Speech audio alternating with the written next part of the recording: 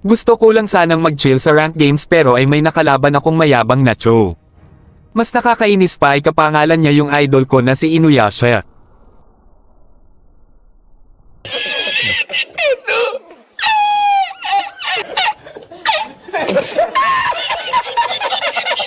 Kung hindi nyo kilala si Inuyasha ay siya lang naman ang pinakamagaling magsilong sa buong Earth at sa kanya din ako na-inspire at natutong gumamit ng zilong.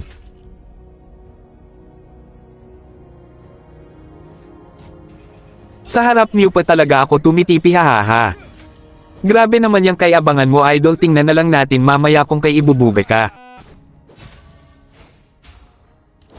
Dahil alam kong level 1 pa lang si Cho kaya ay aabangan ko sana ito para pauwiin agad hahaha.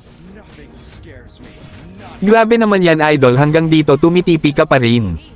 May dagdag damage ba yung tipi-tipi na yan?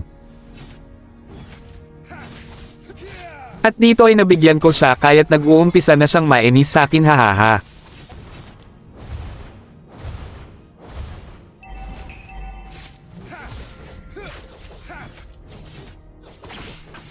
At agad namang Ram Espo ang kanyang kasama at muntikan pa nga akong mabigyan. Buti na lang ay ginamitan ko ng ipinagbabawal na tuhog.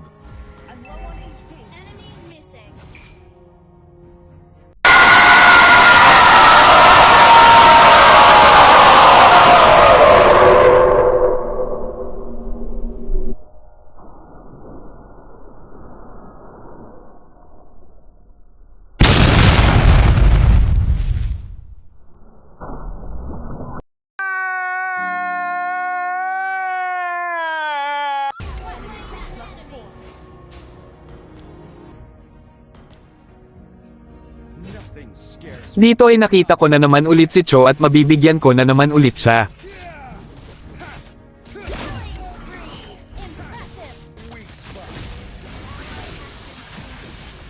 Siguro ay gigil na talaga itong Cho sa akin. Nung nabigyan nila ako dito ay sinabihan niya akong, "Deserve mo yan zilong dahil bonus round ka."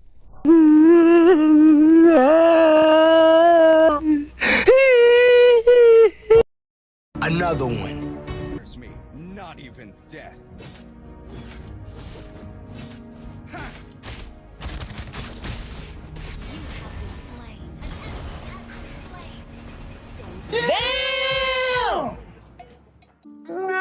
At syempre naman ay hindi tayo papayag na ganunin lang kaya't lintik lang ang walang ganti.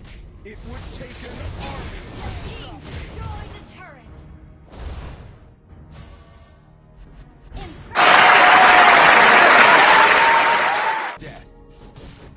Kung gusto nyong malaman ang mga nangyari ay panoorin nyo at tapusin itong bidyong ito.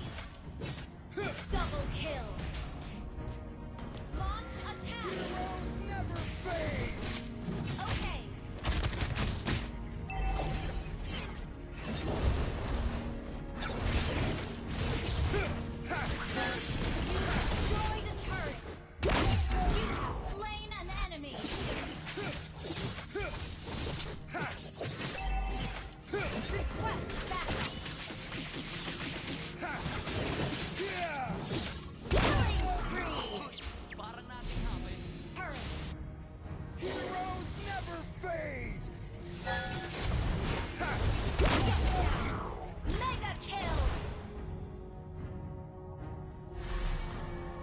Parang nating happen. Heroes never fade.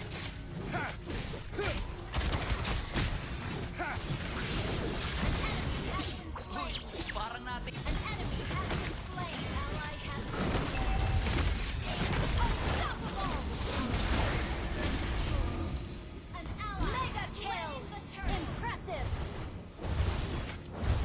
Heroes never fade.